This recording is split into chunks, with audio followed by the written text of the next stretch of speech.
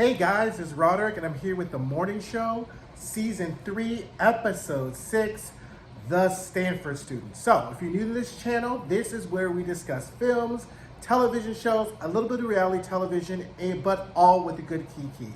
So I know I'm cutting it close because I know the new episode came out, but if you're not new to this channel, you know I like to let things percolate, slow cook it, and so that way we can dive in and just really get involved about what happened. And a lot happened in this episode, right? So the theme of this episode is really two things, right? So the first thing we're gonna talk about is rising tension, right? So rising tension is when the director, whether in television shows or in films, creates tension so that way the anticipation of a known or ending kind of rise within you, like you're kind of anticipating, like horror movies do it a lot, right? It's like, oh, she's going down the dark path, she's going down the dark road, you know the killer's there, and that type of thing. So this episode had a lot of rising tension and had some tension relief. Now, was it worth the payoff? We'll discuss. But there was a lot, and I think the show did a really good job of creating a lot of rising tension. Every character, every storyline, whether it's our A storyline, our B storyline, or our C storyline, all had a significant amount of raised stakes and therefore rising tension. You cannot have rising tension without raised stakes. Whether it's our A storyline, which is the UBA buyout with Alex, Cory, and Paul, whether it's our B storyline with Bradley and Laura, and then we'll throw our C storyline is really kind of everybody else, right? But Chip and Old Girl, right? So everybody had a significant amount of rising tension in this episode. Now, another thing this show really kind of, and we made the discussion about how this show always talks about power dynamics, right? And it's very easy to fall back on that. And once again, I think as a cis gay man, it's very easy, like, here we go again about these power dynamics. But I also recognize the fact that it is something important that needs to be discussed. And the show does a very masterful and craftful way of discussing power dynamics towards the end of this episode, which we'll get into, which I think is, again, one of the reasons why I love this show, because the writing, the acting, everything is just really on point and on par. They may have a couple of missteps now and then, but again, this was another fantastic episode. So let's dive into it because we got a lot to talk about, okay? So first we start off with another one of these bogus town hall meetings, right? Like if you recall when Sibla had her little town hall meeting about the whole Ancient Mima thing, we got Paul Marks having his bullshit, town hall meeting or whatever like that. And it's really just kind of the intent is just to kind of let everybody know, hi, I'm buying the company, nothing's really gonna change, but everything's gonna change.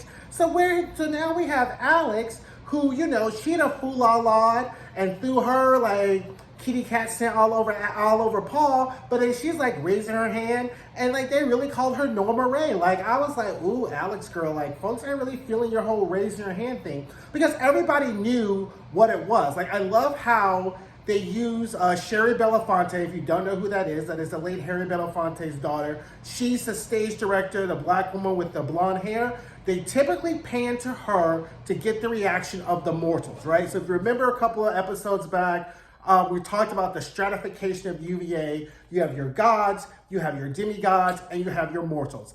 Sherry, I forget what her name is, but she is definitely one of the mortals, right? So whenever you want to whenever the camera wants the reaction of the average folk, they'll pan to her. And she was just okay, I know what this is or whatever. So Alex and Paul go back and forth about whether or not it's proper for a billionaire to buy media, what's really going to change, whatever. And Cory's how are you trying to mess up this deal? He's looking at her okay, Alex. But once again, Alex is constantly trying to flex her muscles to let the men in the room know she ain't the one. She doesn't look like the one. She is not the clone of the one. So stop trying to try her, right? So anyway, so they go that. And we immediately cut to Alex is just going back and letting Cory have it. And I really enjoy these Alex and Cory scenes, right? Because pretty much Alex is constantly fighting for her stake in this company, a company that she feels from her perspective she built with her name, her brand, her problems, her tears, or whatever. And Cory pretty much tells her, look, girl, it's not your time. She's like, be that as it may, I want to interview him. He's like, absolutely not. And she, so they're really going at it. And she is just like, look, I don't care what you say. I'm going to get this interview. And then Paul and his little guard dog, I think her name is Amanda, are at the door. And, you can always tell when you leave a room who they think they want. Because she didn't even say bye to Cory. She just was like, no, we're done, and switched away. Jennifer Aniston needs to continue to play rich white women villains. Like, I want more Jennifer Aniston playing rich white women villains. She just embodies this role of Alex so well. I don't know whether it's because it's so close to type as to who she really is, but I am just living for every Alex moment because she does not stop she does not keep her foot off these men's neck that she worked with. Now, truth be told, if I worked with Alex, she would have got cursed out like on my second day, but I can respect her game, her stakes, and her investment into UBA, right? She does get a little reckless. Her mouth is super greasy, but we all know that Cory ain't really shit anyway, so anytime Alex can let him have it, I am always there for it. So she leaves, and she does the whole squishy getting out the door with Paul, and I was like, okay, we're raising the stakes. There very much is a will she, won't they type of thing, right?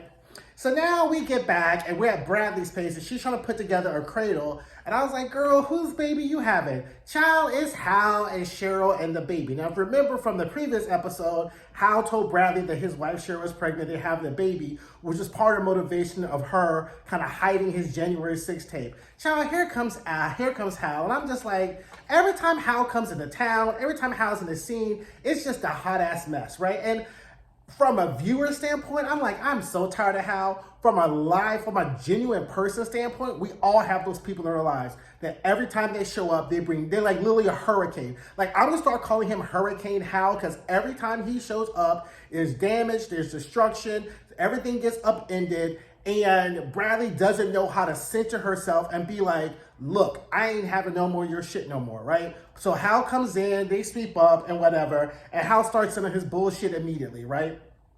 About, life is so hard, Bradley has it so bad. And I would be like, you know what? If you resent my life so much, do you think I have it so good or whatever? Stay the fuck out my house, right? Like, I just would be entertaining you, your wife, your baby. Why don't you just stay at a hotel? Which I don't know why she didn't put them in a hotel anyway, but she probably knows her brother would have been like, oh, you put us in a hotel. You can't have us in our fancy apartment. Girl, Bradley, you better than me because I would have long since cussed my brother out for that. So, anyway, Stella meets with Paul Marks, and then Stella meets with Paul Marks. Now, we know previously that they had some kind of connection from the picture. And then I saw in the recap that Stella had told Mia that she knew Paul Marks, that he's not a good person. So I totally missed that because I know in one recap I was like, ooh, what's Stella connection? Well, Stella told us, right? So literally, he asked, what do you want? He's meeting with all these people, trying to figure out like what they want, kind of things. And she's like, oh, I want a news division. And then she's like, we want to piggyback on top of your technology so that way we can use that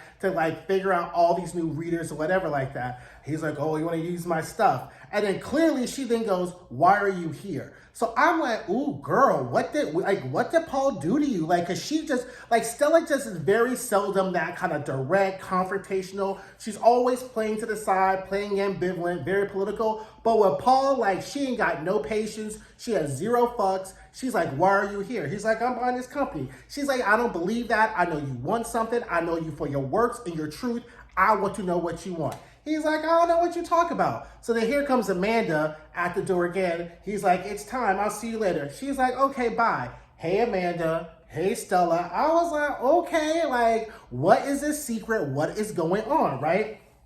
And to play into the rising tension, you see like Stella starts picking at her fingernails. So that's one way in which the director and the actors can kind of signal to the audience that there's rising tension without them like, tapping and being like, I'm so tense. Like you look at, once again, we always talk about that an ounce of behavior is worth a pound of dialogue, right? So we see that in this episode is that Stella, we can tell by Stella's actions how tense she is, which does a really good job of kind of like increasing the stakes and then what it is. Now we see Bradley and Hal are sightseeing or whatever, and he starts in on his clockwork again. And then he's like, oh, I want to turn myself in. She's like, the fuck you will. He's like, I don't, oh, they're catching people. I'm going to get caught eventually. She's like, the fuck you will. Do you know what I had to do to get this? He's like, I don't care. I want to turn in. I want all this. And I was like, girl, like I don't know. I mean, I obviously understand why she couldn't have a conversation over the phone with him, but that would have been the first thing we did. I would have said, hey, Cheryl, girl, why don't you go around the corner, grab us some like bacon, eggs, and cheese biscuits, and I would have told him after he done the next morning, don't even think about fucking up my life with your bullshit, right? But you know, you want to have a nice family get together, you want it to be okay. And clearly she does, like, at the moment she takes her foot up off of Hal's neck, he starts doing his bullshit again, right? So I was like, ooh, girl. Okay, so Paul comes into Alex's dressing room because she had summoned him. Notice that power dynamic. She did not go find him. She sent for him to come into her dressing room. Alex stays letting these men know, right? So he's like, so what is it that you want? She's like, look, I wasn't happy with this little town hall. I want to know more. I want you to interview me. He's like, okay. And then she goes on, like, well, I think, he's like, I said yes, it's cool. She's like, oh, okay. How about Thursday? Like Monday, Tuesday, Wednesday, 2 days Thursday? He's like, Thursday, sorry, I gotta be in Texas. She was like, okay, fine. And then she gets up and he's like, shouldn't I be leaving since this is your dressing room? And then she keeps on walking. I was like, okay, girl, that's right. You know, again, you know, the tension, the rising tension, the sexual tension. I was like, okay, I still don't trust Paul Marks. I think he's a whole ass villain. I think, Alex, girl, you need to make sure he's vetted and vetted well. But we know how things go. I was like, girl, just, you know, break him off some and then just don't get your heart involved because he just can't be trusted. There's nothing about Paul Marks in this character that says that he can really be trusted. So then we get to Chip and old girl, I forget what her name is, his little girlfriend, Alex's assistant. They're planning a trip to Niagara Falls. It's like their kind of anniversary. And I was like, watching this the first time I watched, I was like, why would we really care about Chip and his girlfriend, right? Like, we barely could tolerate Chip, right? Because Chip just represents mediocre white man who just keeps getting chance after chance after chance and whatever. And I was just like, why do we care? Now we got the gimme gotcha at the end while we care. But I was like, oh, okay. But I was like, why do we care about Chip and his relationship with old girl and like whatever? So I was like, okay, fine, child. They're going to Niagara Falls, right? And so then Alex comes in, and Alex really is just like, oh my God, this bullshit. Like, she's like, okay, fine. She's like, whatever. I'm interviewing Paul in 2 days. Let's get in research. Chip's like, oh my God, I can't do it. And she's like, that wasn't like a question. That means 2 days. That means you should have been doing this yesterday. So he's like, okay, fine. So then Chip goes to Stella and asks Stella if there's like anything that she would know about Paul because they supposedly crossed paths while she was in Stanford. She's like, nope, didn't know him. And and obviously we know she's lying, right? So Chip's like, okay, cool. And the thing is, and what the show really does show is a difference between, female leadership or female presence and male presence, right? Because when we get to another scene where Stella and Chip and Mia are talking, and Stella is obviously distracted, you can look on Mia's face and she knows something is up, but Mia being black every day, all day, 365 days a week, it's like, I'm not taking my nose up in these white people's business, so you could be bothered unless you want to tell me, but otherwise, I'm going to mind my own black ass business and stay on my floor, and these problems up on the upper floor can stay with you, right? Chip does not even know anything is wrong, right? So we get to Bradley and Hal, and she's like, oh, why don't y'all come to UBA? You can see me take the evening news. Cheryl's overjoyed. She's like, yay, come take the evening news. I got some pre-tapes. So they all show up. They're doing the pre-tape, right?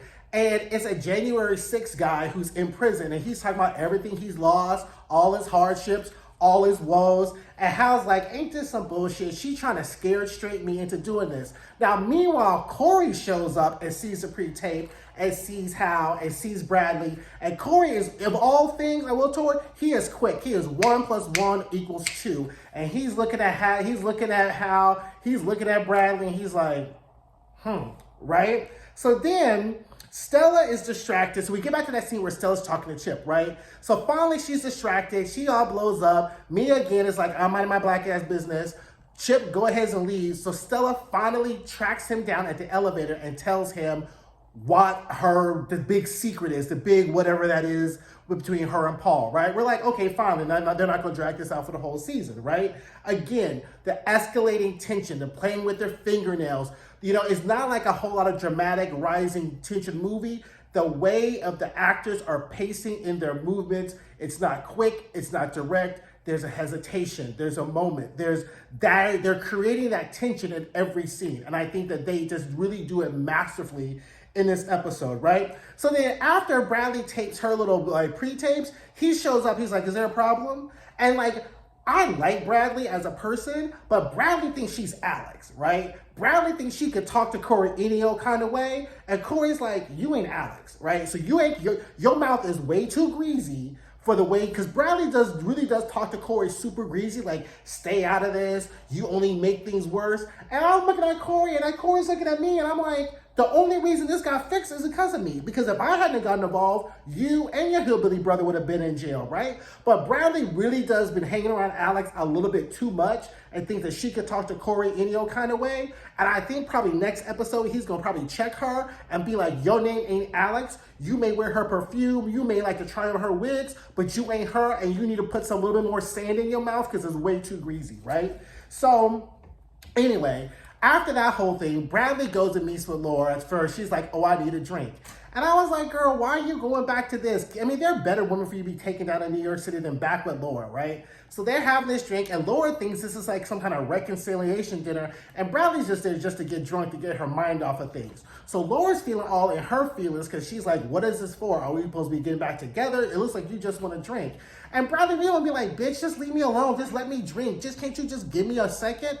But then she realizes, oh my God, Laura feels some sort of way. Then her mind goes back to, oh, this shit, there's all this stuff with Hal, and she wants to tell her, but she can't tell her. And I was like, girl, don't tell her. There is something about Laura I just don't trust. I don't know whether it's because she works for the competition. I don't know whether it's she don't really like Alex that much.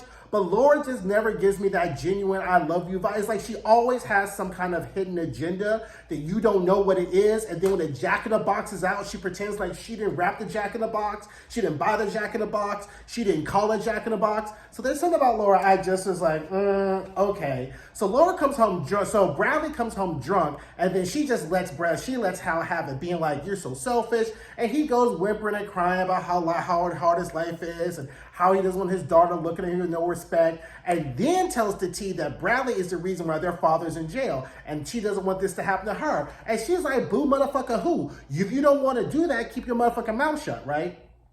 So then she goes on to bed and whatever, right? So then that next day, we see Alex and Bradley, and it's kind of, once again, like Bradley's operating in her own little planet, Alex is in their planet, and then they kind of have to, kind of like an eclipse as a moment. So she kind of shows up, and I was like, okay, girl, if there is anybody you can tell Alex. But Alex has a little bit of a selfish streak, and she may cut you off halfway through your confession, like, girl, I don't want this. I don't want to hear this. I got bigger fish to fry. You a fucking fool for doing this with your brother. Talk to me on Thursday after this whole interview, right? But she doesn't say anything, but she just kind of thanks Alex for like, thank you for being there. Thank you for sticking up for me, or whatever. Like, I understand why she didn't really tell. It's not that I don't think Alex wouldn't have cared, but you got to pick and choose to Alex your favorites, because she just ain't a favor given type of chick every day, all day, right? It's like you got to catch her like Tuesdays between 2 to 4, Wednesdays between 1 to 3, and maybe every other Sunday for a favor from Alex, because she just don't move like she's just handing out favors all the time, right?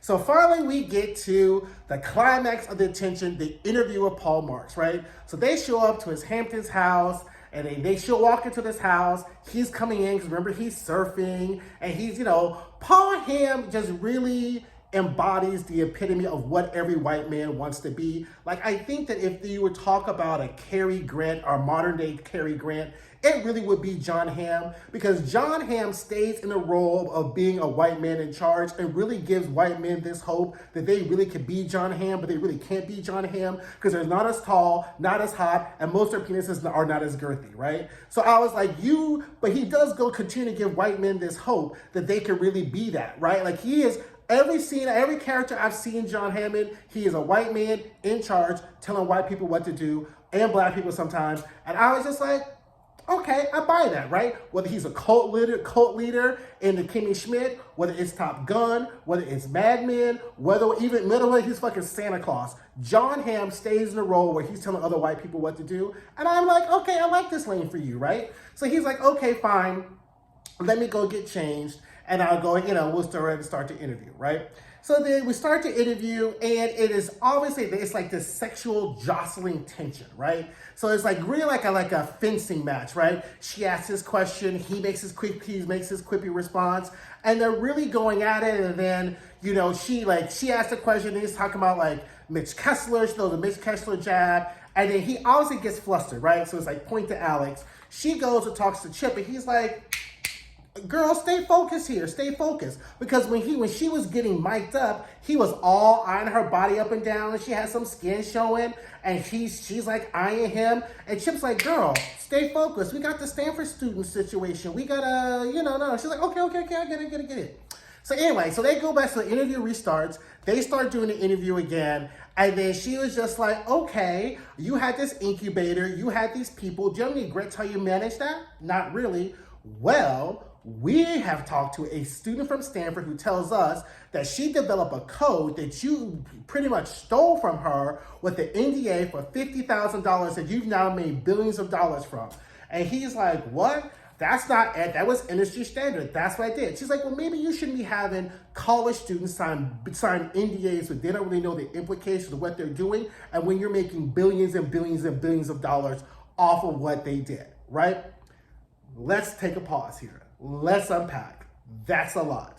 So first I was like, girl, and so when I first watched it the first time, I was like, is that it?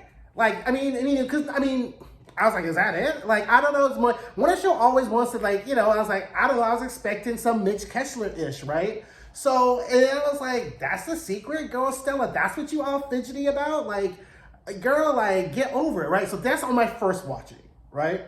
So then when I watched it again, I realized what the show had did, and this is what's so masterful. In seasons 1 through 2, we had the Mitch Kessler and the Mitch Kessler fallout with his sexual assault and sexual harassment allegations.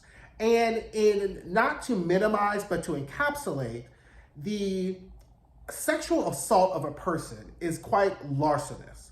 Because what you're doing is you're taking away that person's agency, their ability to commit, their ability to agree or disagree, to decline or accept. It's a very kind of larcenous act in a way, right? But it's encapsulated in a physical act, right? So you have the removal of a woman's agency by a physical act.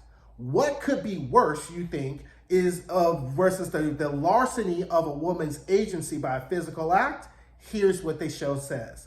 What is almost as worse, equally as worse, or worse, is the larceny of a woman's idea and her thoughts, right, by a man, right? So Mitch Kessler is out here full-out lying, sexually assaulting people, and Paul Marks is out here stealing women's ideas and capitalizing on it, right? So you literally have these two ideas, these two things juxtaposed next together that makes them just as bad and equally as bad, and I thought that was quite masterful. Right? Because if you just think of sexual assault as a physical act and not the theft of a woman's agency, right?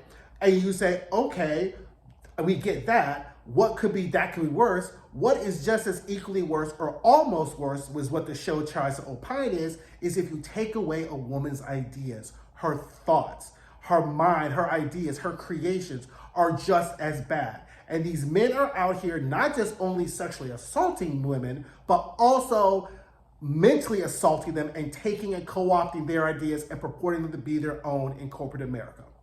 I said, bravo, bravo, bravo, morning show, right? So anyway, hold on, I gotta collect my notes and I'm not gonna pause this.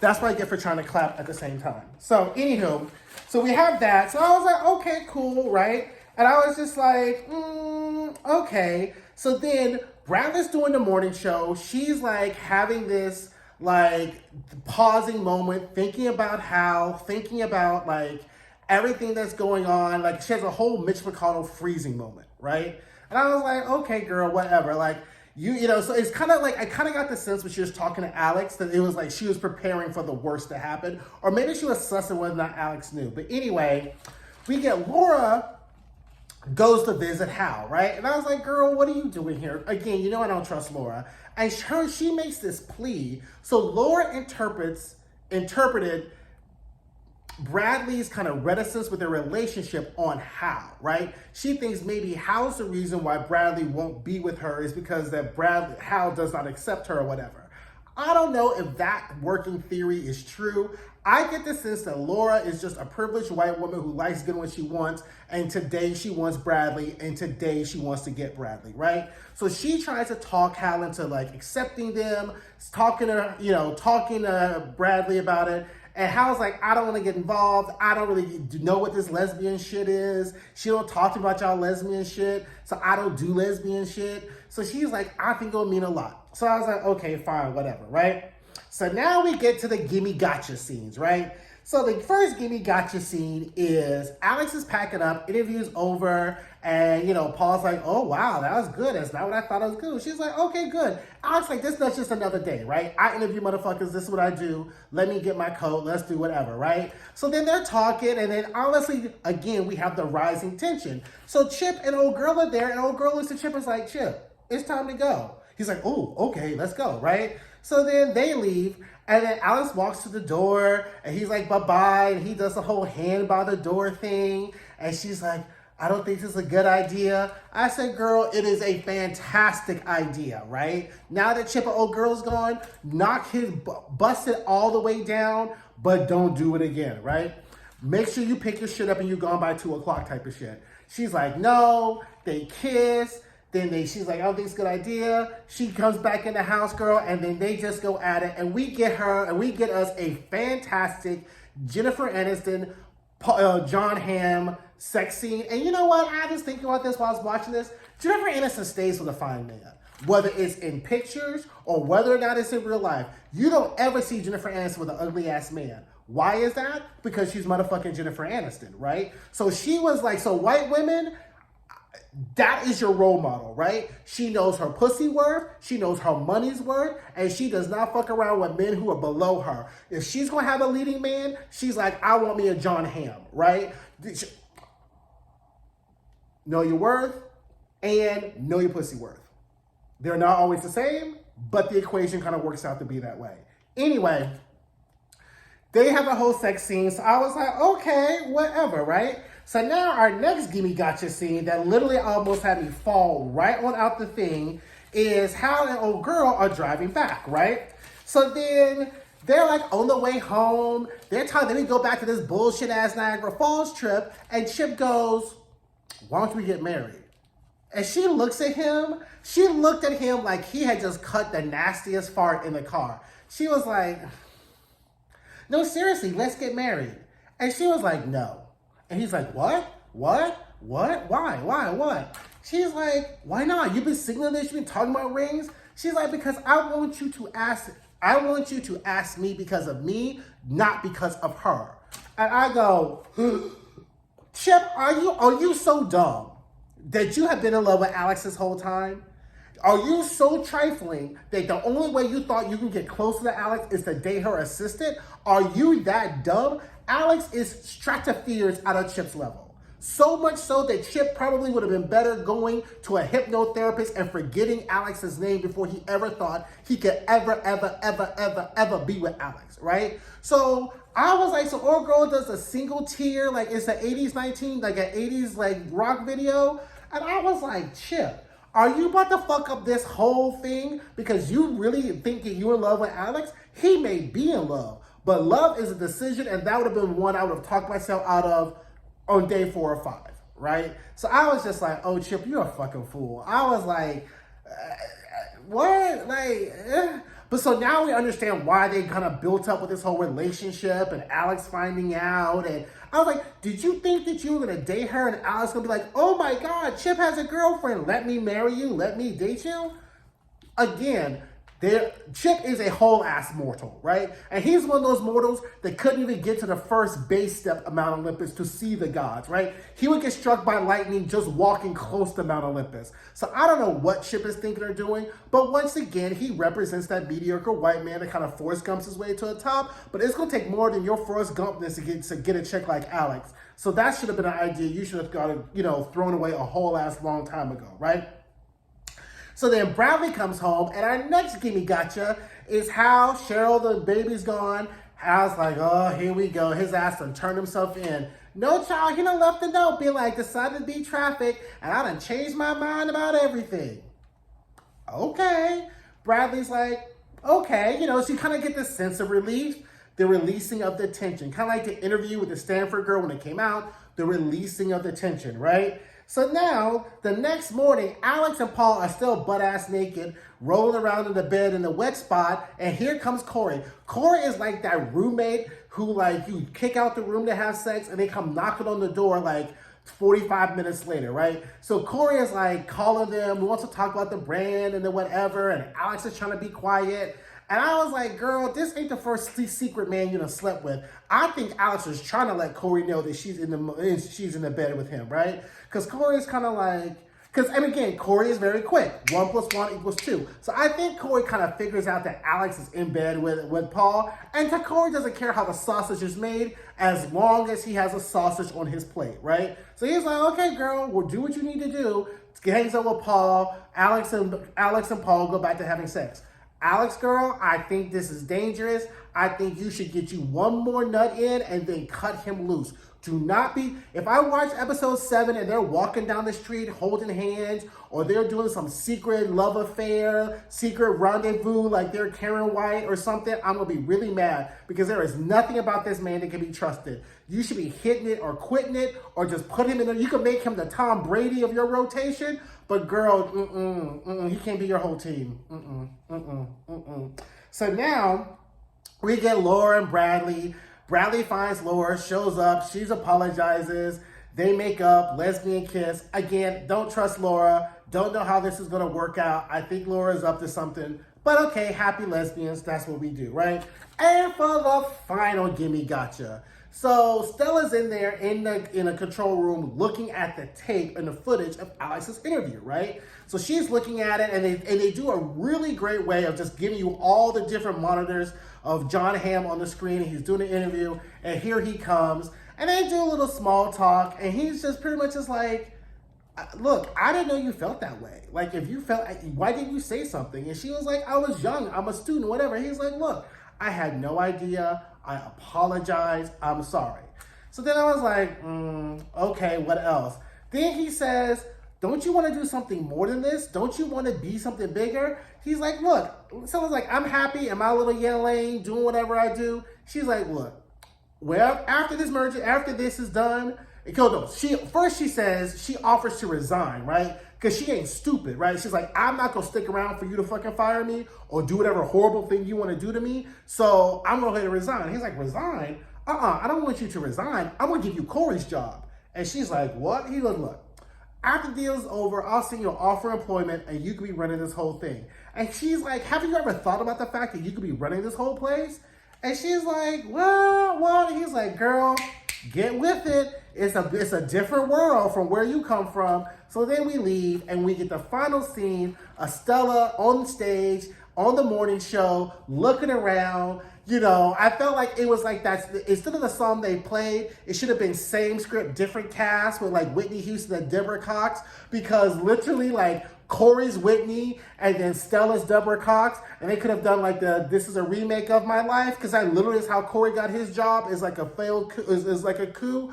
I really think same script, different cast, because she was really doing this is my star for so many nights. She was just literally basking in the spotlight of, oh my God, I'm about to have this new job. As I told Alex, Stella, don't trust him, don't trust him, don't trust him. So now, if you think about it at a narrative point, we're at the point in the series or in the series of the season where everybody's dreams are about to come true. Cory's about to get his merger.